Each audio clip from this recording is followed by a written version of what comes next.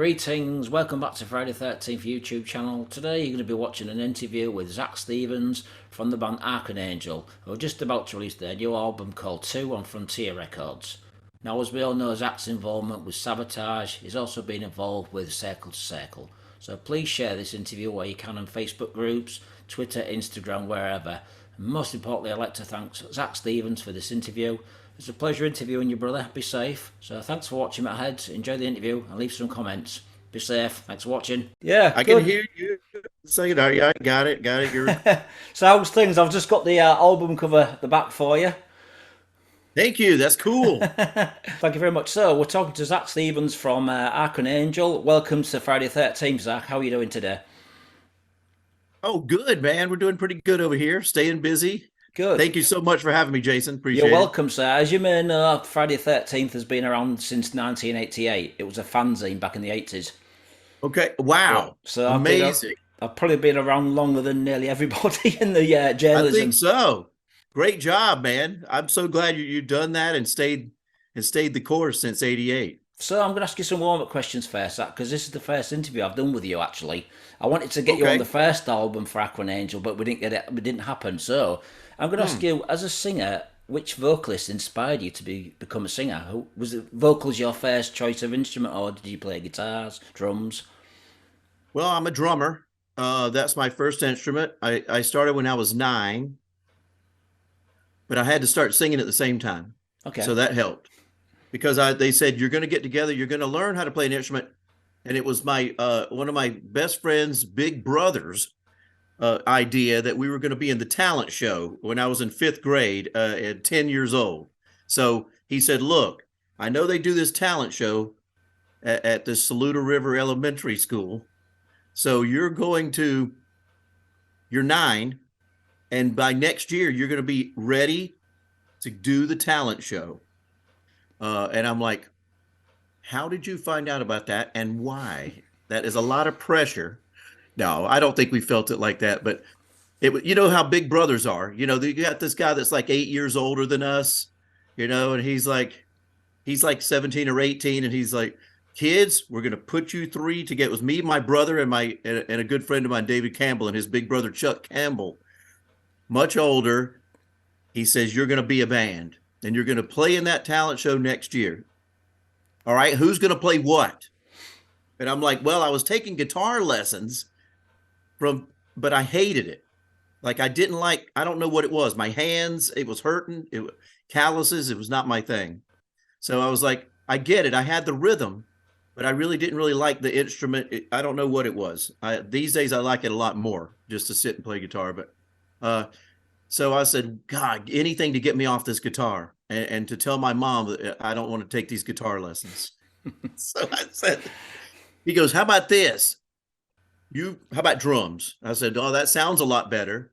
He goes, "Well, you have to be able to have some talent for it. You can't just throw yourself on drums and suck." So I'm like, "Okay, well, what do I do?" And the guy says, he showed me a beat, play this little beat. And I went, "All right." He goes, "Hey, you got that pretty easy. I think you might be able to make the drummer." And I went, "All right, let's do that." So they took my brother 1 year. He's 1 year younger than me. They put him on the bass. He took to that perfectly right away. He's a bass player. And it was great. He's been great at it ever since. Now, my friend was a guitar player. So I'm like, he's got guitar. They said, "We got a problem. We need a singer." And I went, "I'll sing from behind the kit. I really don't care until we find a singer."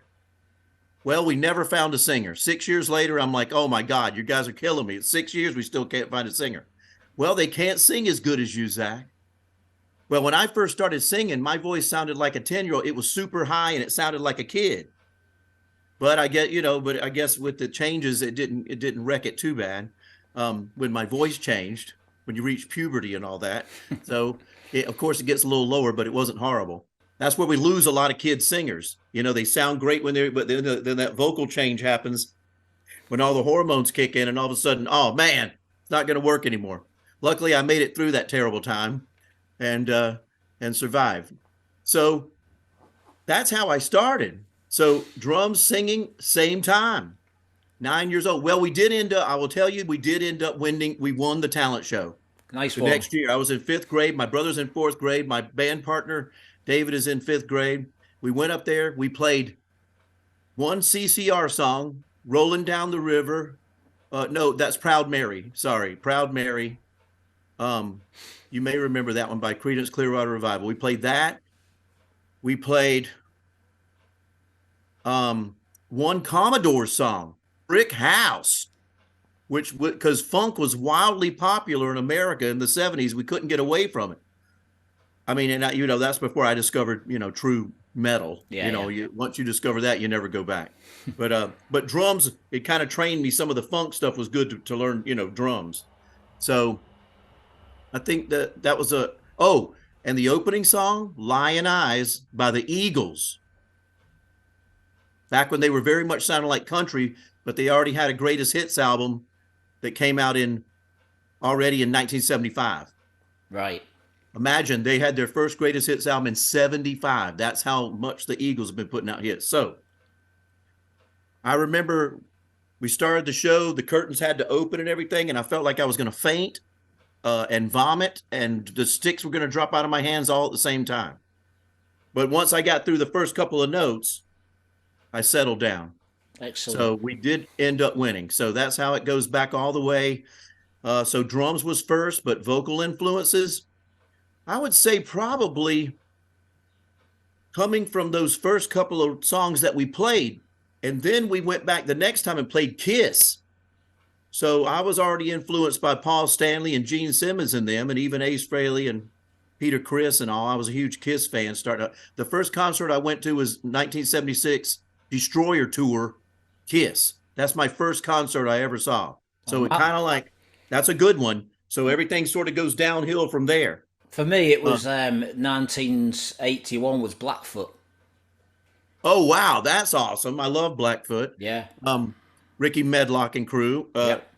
So that, I vocally kind of got on to, that kind of thing.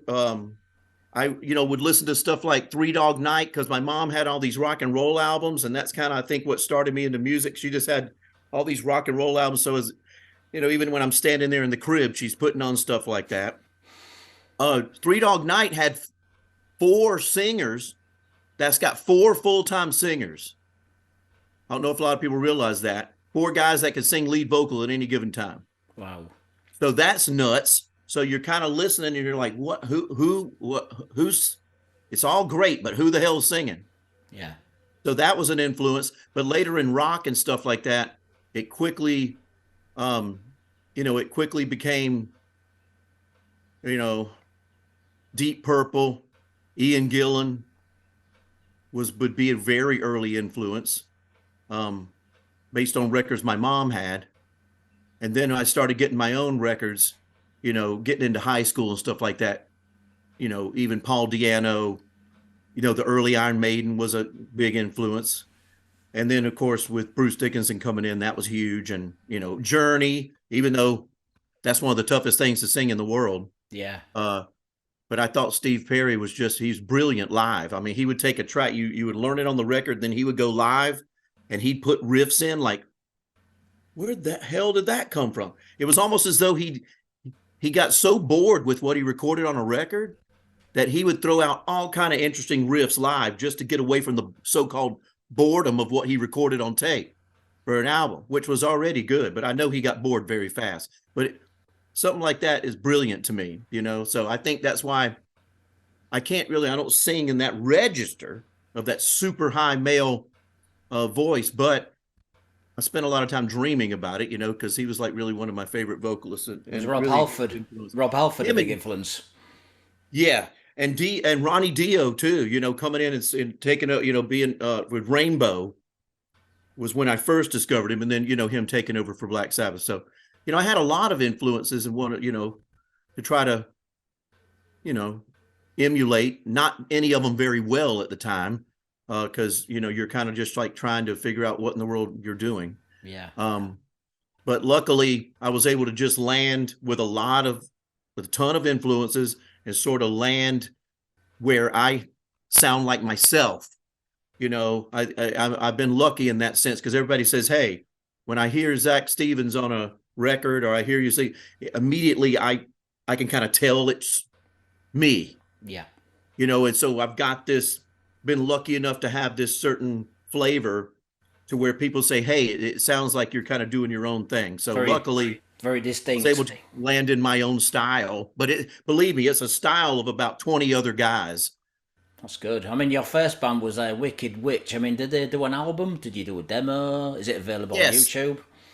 yes, we did. We did demos. And the thing is, it was important because the first demo we did is actually the one that got the attention of Savatage and got me the Savatage job. So if it hadn't have been for that little EP that we did, um, then it probably the chance of getting into Savatage would have been a lot more difficult. So it was good to have that available. Did it sound anything like John Oliva? Yeah. Did it sound anything like John Oliva or anything close to what you would imagine to be in Savatage? No. It was very clean, kind of higher register, kind of clean power, regular rock. We came around at the very end of the whole metal thing anyway. I mean, by the time we had that out, it was like 1990. Things were switching over to grunge Yeah. at a rapid rate. So the chance of us getting signed was pretty low. Coming around about the time that you had stuff like Lynch Mob, was maybe a band I can remember at the time that would have been around the same time frame. Good band. Yeah, good. Yeah, really good. Saw them play a couple times. We were playing in Boston with Wicked Witch, and the drummer Jeff Plate, he wound up coming on into Savatage because he was the drummer of that band. Oh, I know Mick Brown was the original drummer, wasn't he, from Dokken? Yes, that's right. Mick Brown. I was talking about in Wicked Witch. Yeah, right. Okay, all right. Jeff Plate. That's how they got the attention. Paying attention to Jeff because when Doc Wackles left Savatage, I was like, well, I played with Jeff over here in that demo that you liked. Why don't you check him out? So Paul O'Neill and John Oliva took a little bit more of an eye, put an eye to Jeff, and he was able to come on board. But yeah, we were just doing a lot of gigs up in Boston, and we played all over the place. I mean, live, that's really what was very important as well for me, was going out and playing live as a front man, vocal guy up out front, because I've been used to drums my entire life, and trying to just hop out from behind the drum kit and get out there as a front man. You have to just kind of throw yourself into the fire and say, here it is. Yeah, right. So that was important. So it gave me a little experience, but I had to still, really make some stylistic changes pretty much on a dime very quickly, like to be able to get into Savatage and pass the auditions and everything like that. When you get to working on a record, the style difference was huge between where I came from in Wicked Witch to what was expected in Savatage, but I was able to make the transitions. So luckily was able to do that. Excellent. I mean, you did like 4 albums with Savatage. You did the first time that you did Edge of Thorns is my all-time favorite album by Savatage. Brilliant album. Oh, thank you so much. The only thing I don't like about it is the production. There was too many people involved. The drums started to get really thin in sound. Do you agree with me on that? Well, I think that that's the first time I remember where Paul O'Neill, he really started liking this snare drum, but it was a sample rather than the real drum, maybe mixed with a sample. I think it was mostly sample, some from some Yamaha unit, R8 or something like that, as I recall, the drum module. So that he just fell in love with that snare. You could not pry it away. It was like, you're not going to get it. He loved it. So then it really led to sounds of more electronic, I would say, sampled. They're sampled from real drums. Samples are real sounds from real drums, but they're still samples. You're not really recording the kit in live real time. And I'm always old school, hardcore, that you got to record the drums the old fashioned way. Just put the mics on them and let's do it live. Yeah. But that was the first time we actually got away from that a little bit. And guess what? We worked our way straight back to what I'm talking about by by Dead Winter Dead, we were back again. So you can probably in your mind go, oh yeah, those drums, they sound much more real, just from what you can remember, and especially into Wake of Magellan album. Yeah. So we went full circle with all this experimentation. But yeah, that's probably what has you thinking about the like as you described it, the thinner drum sound was because it was sample related and more driven off of not driven off the actual drum. It Yeah. was, So when you look at all the Savatage albums, do you have a favourite that you've done with them? oh man, that's a real tough one. I mean, the magical period was, of course, Edge of Thorns, but we had that big, radio hit. We had Edge of Thorns, the title track. We had like over 50 big, what we call P1, where if you have over 100,000 watts of generating power for the radio station, it's called P1. And then it goes down from there, P2, 50,000 watts. So we had over 50 P1 rock radio stations in the United States playing that song over 500 spins each. Wow. So Good. that was a big attention getter for Atlantic Records at the time. It was like, wow, congratulations, you got your first rock radio hit. So that was magical because you couldn't go anywhere. I remember I just couldn't go anywhere where your friends and of course we're listening to rock and metal radio at the time, even in 93. They still had real heavy stations going. You think, oh man, the 90s. It took a while to completely transition where you have different formats now, but there was still heavy rock stations. I couldn't go anywhere without hearing Edge of Thorns maybe 4 or 5 times a day. They loved that. The stations just wanted to play it all day long. It was and the phones were responsive. People calling in going, who's that? They were saying that the phones were lighting up. So that was a real magical time, feeling like on the first album that you did, that it was like, this is like surreal. And it was, when you really think back on it, it was just like so much of a dream, but it's hard to get that, and we've never really gotten to that same scenario again. So you have to, embrace that and know how special it was and hang on.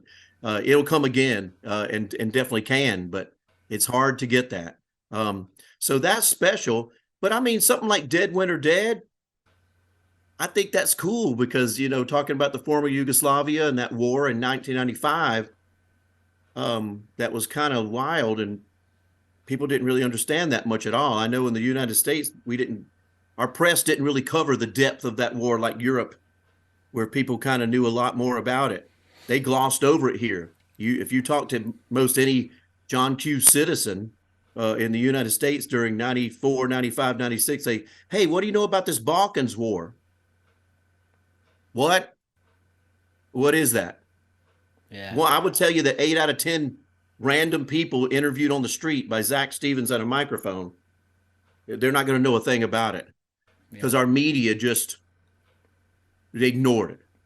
So it was neat that Paul O'Neill said, here, take these 4 major books, read all about the history of the Balkans and the history of Yugoslavia, because I'm not going to have you not know about the full history. I'm like, oh my God, I'm going to a college course just to sing an album.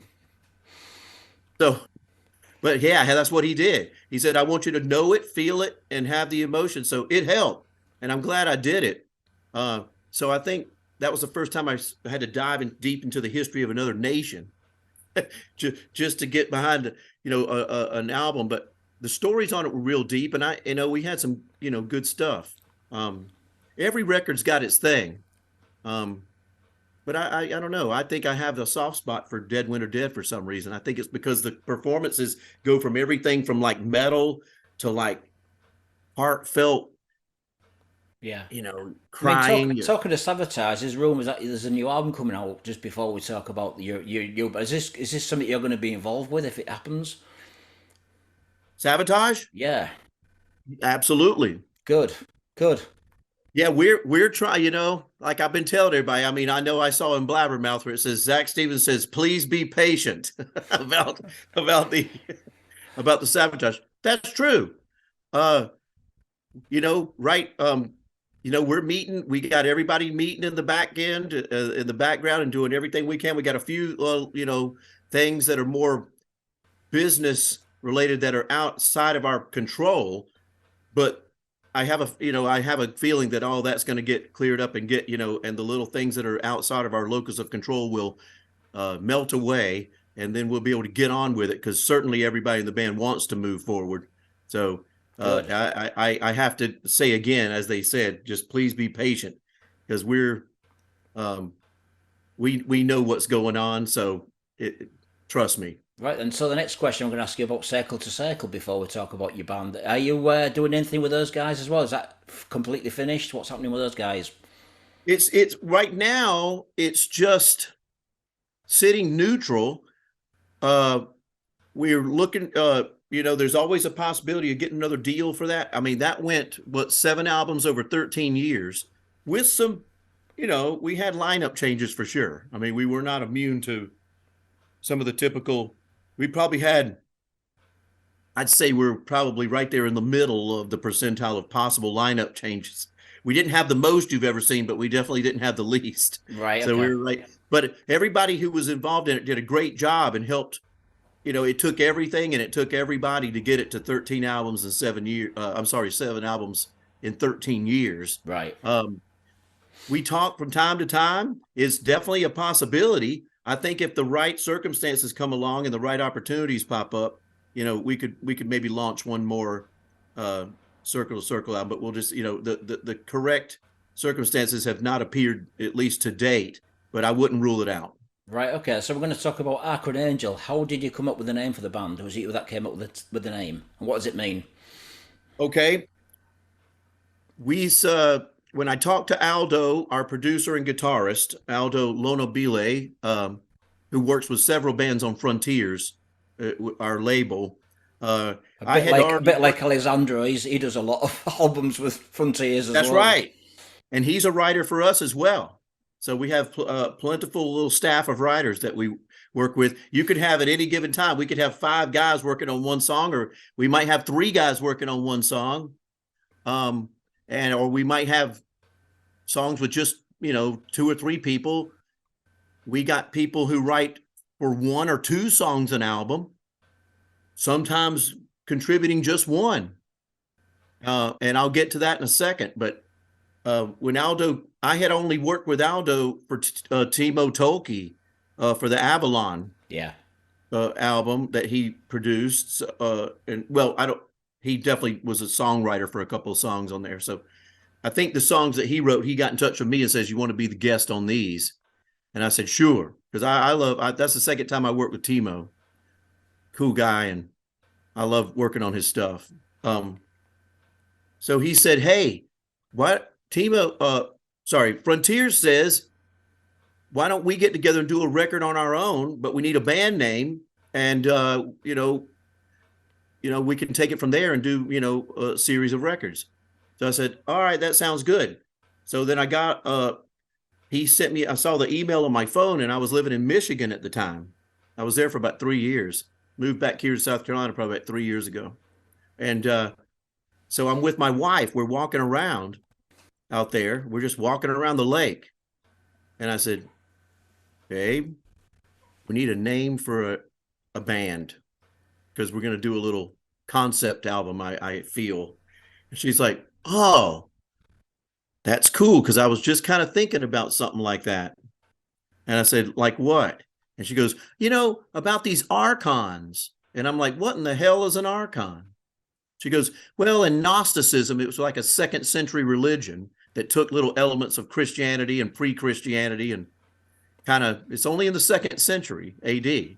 So, but they have this entity called the Archon, which is a winged, strong individual that is the only way that the people of Earth can send messages to the divinities within the religion. The only way you're going to speak to the divinities, demiurge, or the creator or the gods, so to speak, is you got to send your message through the Archon, and that's it.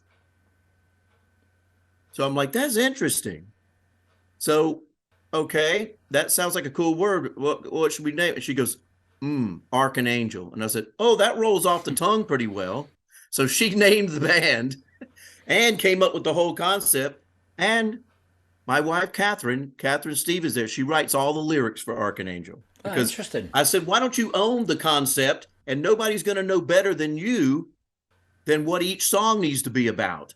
So she made every song about the life of the Archon. The first album, Fallen, was more about him, about the Archon just being a regular guy on Earth, like a businessman who actually, unfortunately, had a substance abuse and alcohol problem.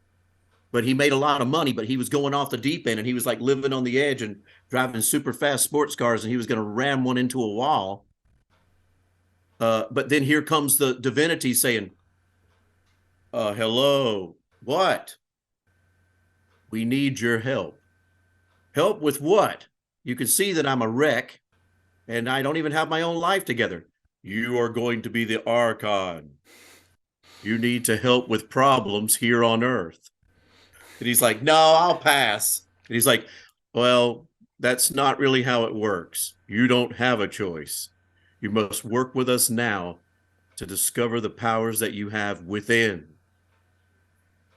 So the first album is about this guy who's basically going through every stage of denial, saying, no, I don't want to be it. But he has to soon realize that he is going to have to be the one because they know what powers he has within and he does not. So he has to go through all this self-discovery phase of learning that he does have the power. So the second record here, Archon Angel 2, is when the Archon has come into his own, realizing his power to do good and to help the people of Earth overcome all of our, at least some of our massive problems. And it's kind of, of course, everything's set in modern day. That's what makes it a fictional type concept. But he's out.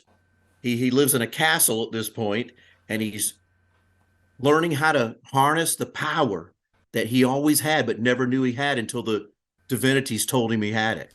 So now he's actually getting onto missions that he needs to do to help people out.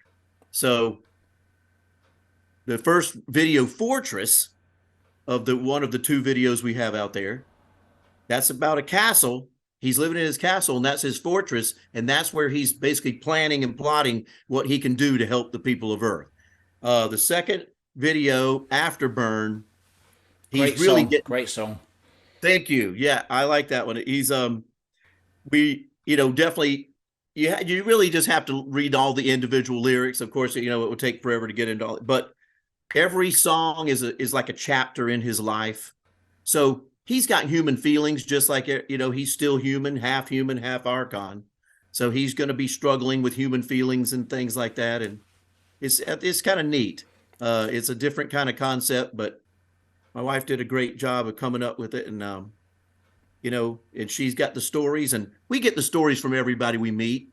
We might meet somebody who's had almost like how did the person survive this? I mean, we met a guy who was fought in the Vietnam War and survived 3 helicopter crashes. And I'm like, how do you even do that? So I think a little piece of his story made it into as one of the Archon stories. Right. We take stories from everywhere. But yeah, that's kind of a tiny bit of background from where it came from. So the first album, Fallen, how well did it sell for you? I think it sold pretty well. Did all right. Good enough to stick us around for a second one. I don't know all the exact numbers. I think only the record label does. But this one seems to be really plugging along well. It's a good it's a good follow up. It's a little heavier, I think. When you talk about prog, I think we have maybe a few more prog songs on the first record, but we still have elements of that here as well. But the process got better. The process continues to improve, and really, we put the music first in this band. Having a lot of writers just means we're going to have better music, so everybody's fine with it. I mean, I've just reviewed the album today. I'm going to upload it later on tonight, but it's definitely a darker album than the first one. Do you agree? Yes. Yeah, it is dark. In this one, the Archons has some dark periods, but he's coming out. It's like coming back into the light. So yeah, thank you so much. You can tell just by the guitar playing and everything, the heaviness of the songs compared to the first album. That's what I mean by being it darker. Yes, I agree. It was pretty heavy on the guitar side, so I was like, I like that. Me, I'm always going to enjoy that. So It's very less symphonic, this album, compared to the first album. I mean, you must get really pissed off being compared to Savatage. I'm sorry, I had to put Savatage in my review because just because Yeah, it's your fine. involvement with, you know, Oh yeah, I don't you just mind. can't escape it. It's one of those No, you things. can't escape it. And that's the thing. I don't mind it at all because you can't escape it. So why get have a negative feeling about something you can't escape? I embrace it. I mean, It's going to be there. It'll always be there. You know, we hope everything comes full circle again. yeah. So I mean, the first song on the album, I was quite surprised you put "Wake and the Emptiness" as the first song. It's not the most song that would punch you in the face. Why did you do such a relaxing song for the first song when you could have done something like "Afterburn" as a slap in the face? Why did you do a mellow song to open the album? Well, we wanted to set the mood, and this is something a little different. I think a lot of times people come out with the burner first, and I've done that, you know, in my career like a lot. So this time, having a little bit of a different mood to start out, I think everybody's like, let's just do something different. Yeah, I just thought it was a little bit odd. I was listening to it and I thought, well, there's heavier songs like Fortress and Quicksand. I thought any of these songs could have been the opening song, but you went for a mellow, like you said just now. It went, different mood, and Just to start the mood out, and then it goes wild from there. And I'm glad you hit on Quicksand because that was the point that I wanted to make earlier about the writers. We got Christopher Caffrey, who contributed the one song, and what song is that? Quicksand. say hi from me. Yeah, I will. And that's the first time that we've been able to do that since the Circle to Circle days. So that was totally welcomed and totally cool. And for that reason, he started sending me a bunch of other stuff. So who knows? What's your favourite songs off the new album? Then do you have any favourites? Yeah, I like uh, I like Away from the Sun. Uh, it's just got a neat Egyptian scale in there. Um, and you know it takes place in the desert of Egypt, and it just has such a cool vibe. I love that. You know, getting into that. You know, getting into the Egyptian scale, something different. It's not a Western music scale at all. It's what we would call an exotic scale. The chord structures are built off of, so I like that. We may do that more in the future. I like Avenging the Dragon. Uh, and the opening track, "Wake of Emptiness," is really good. I like the second video we put out, "Afterburn." I agree with you on that. I think that's really cool. I mean, it puts the my elements in everything because I write the vocal melodies for everything, and I just do all the anything to do, anything vocal. That's me. So "Afterburn" gave me a really interesting song to work with to put some cool stuff in there. So I like that. And I even that "Shattered" with the interesting beat with the slower, kind of like shuffle. That's kind of neat too. Marco, our drummer, Marco Lazzaretti, he's great. But he even wrote, hey, Marco's a writer on the record. He wrote a little bit on a song. So, hey, drummers can get involved too. So how do you describe your music? Is it power metal? Is it symphonic power metal? There's that many genres? I mean, Gosh, that's a good one. I guess power metal is probably the closest thing. I don't, because symphonic, we were more on the first record. So now on the second record, I have to get away from that a little bit. to me, there's a little bit of Crimson Glory in one of the songs. Like when Crimson Glory go heavier. I don't know if you agree with me. Maybe a bit of Crimson Glory. Yep, I agree. I agree. So that's kind of like rock metal. Um, it can be even as plain as rock metal, I think. Um, Even hard rock slash metal Yeah. with a little progressive thrown in. So You know, who did the artwork for this album then? Because it's a fantastic cover. Is it the same person who did the first album? yes, yep, it's the first one. It's the same guy, Oleg. Brilliant. Um, Oleg Sherbakov. Did you have any other covers for this album? New album cover? No, I saw this one probably 4 months before it was time to turn the record in. So of course he did some tweaks. He did some fine tuning, but I saw the raw. This is pretty much matching what I saw in the first raw draft.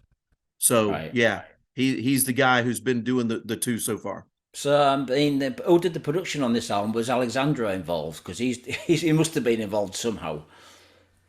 was involved as a writer on this record. The production was all Aldo. Aldo built a new studio. He was building it the entire time from the time that we put out Fallen. He was uh, busy building this new studio for him personally, and he got it done in time. So this is the first one coming out of Aldo's new personal studio, and he did the mix and most of all of the production. Brilliant. So he did a great job. So when we're going to see the band touring? Is there any plans? I definitely We're want to come hoping on. I want to come sometime. and tour as a drum tech. Well, we'll have to see. I think it's going to be easier for us to start maybe at a festival or two, rather than a regular tour because we're so new. Newer bands coming out now, especially since the pandemic, it's so expensive. It has to be feasible. So we're going to try to find the first feasible option and get out there and do something that makes sense and get out there and play. We got a great lineup that we've gotten now together, especially for this record. So I'd like to see it out there playing some shows. Brilliant. Well, Zak, I'd like to thank you very much for doing this interview. Do you have anything to say to the people that are watching this interview? Sure. I want to say thank you so much. Great to talk to you guys over there. In the UK especially. And thank you so much for all the support. It'd be great to come see you guys especially. So we're going to see how this thing rolls, and I think you'll enjoy it. I will say, if you haven't yet, definitely check out the Fortress video, the first video and the second video for this one, Afterburn. Watch it and share. I'll be sharing them on my after this interview, one of them, so that'll be a link for people to check out. Thank you so much. Just take the time, check out those two interviews. We really appreciate it. And it's been great talking to you, Jason. And thank you so much for helping us get the word out there. And I just want to thank all your people that follow everything you do for checking us out and sticking with us all these years, especially with the Savatage stuff in my career. Thank you very much, Jack. Have a nice day.